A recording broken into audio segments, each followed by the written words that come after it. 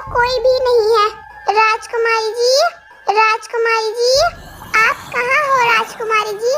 राजकुमारी जी।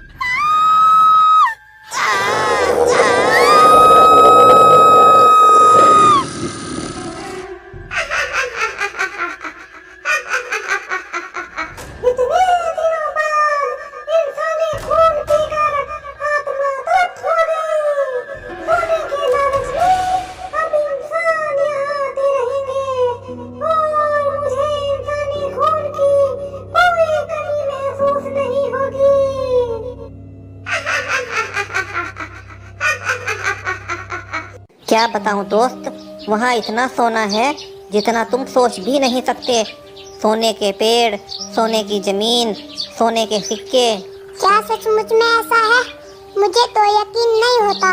यकीन करो दोस्त, काली पहाड़ी पर तुम्हें एक तेज रोशनी दिखाई देगी जो तुम्हें अपने अंदर खींच लेगी और फिर तुम पहुंच जाओगे उस सोने चांदी की दुनिया में। लेकिन मैं वहाँ अकेला कैसे जाऊँगा? अकेले कहाँ, रामवती मौसी भी तो वहाँ सोना लेने गई है। मैं चाहता हूँ कि हमारे गांव में सभी खूब पैसे वाले हों। आगे तुम्हारी मर्जी। अच्छा, अब मैं चलता हूँ।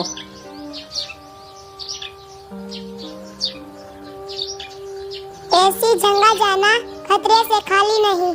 क्यों न अपने दोस्त मोहित को भी ले चलूं।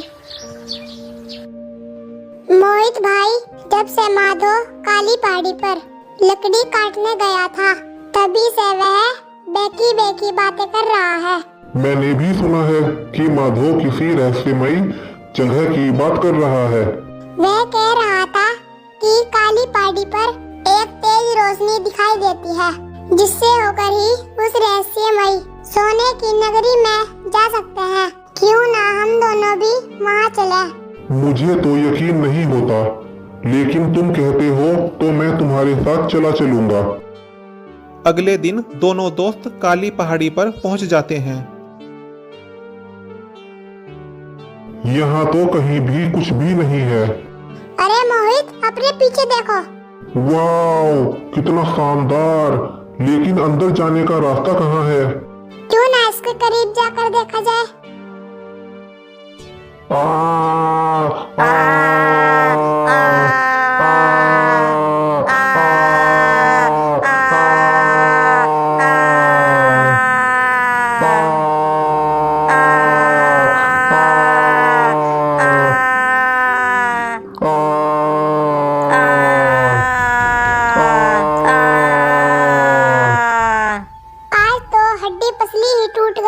इस माधव ने। हाँ, अरे बाप रे, चारों तरफ इतना सोना ही सोना। इतना सोना, सोने की जमीन, सोने के पेड़, सोने के सिक्के।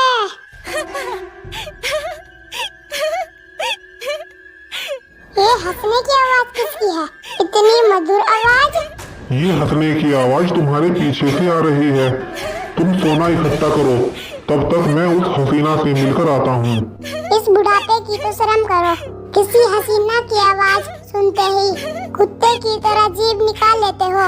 तुम अपना मनहूस मुंह बंद रखने का क्या लोगे? आओ मेरे राजा, देखो तुम्हारी रानी तुम्हारा कब से इंतजार कर रही है। देखा, वो मुझे राजा कहकर बुला रही है, तो मैं क्यों ना उसके पास जाऊं। आ रहा हूँ मेरी रानी, मैं आ रहा हूँ।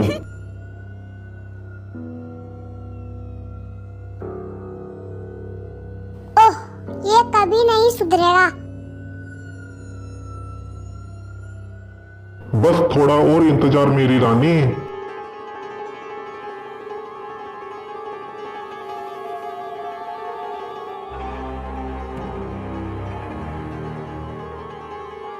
रुक क्यों गए हो? अंदर आ जाओ। मोहित गुफा के अंदर चला जाता है।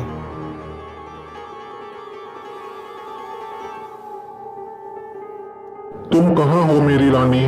देखो, तुम्हारा राजा तुमसे मिलने आया है। क्या तुम मुझे सुन रही हो? मेरे सामने आओ।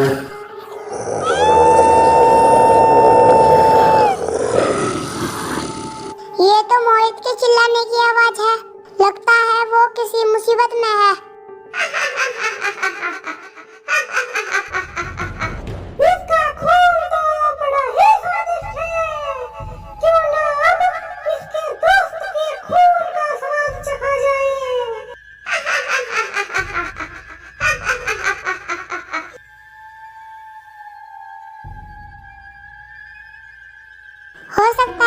किसी गुफा में गया हो।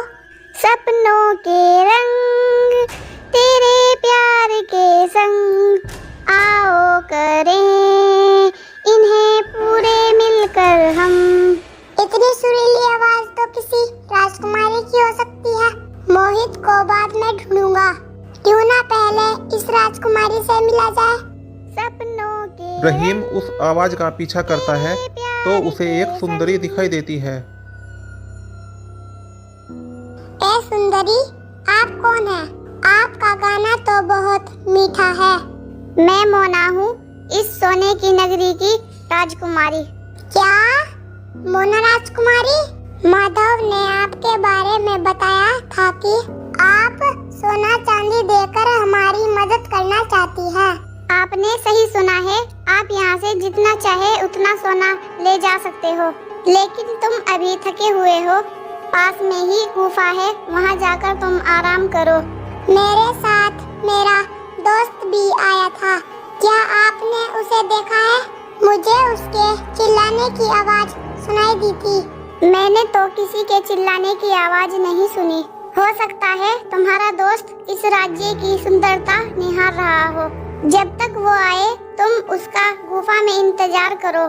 ठीक है राजकुमारी, मैं गुफा में जाकर आराम करता हूँ।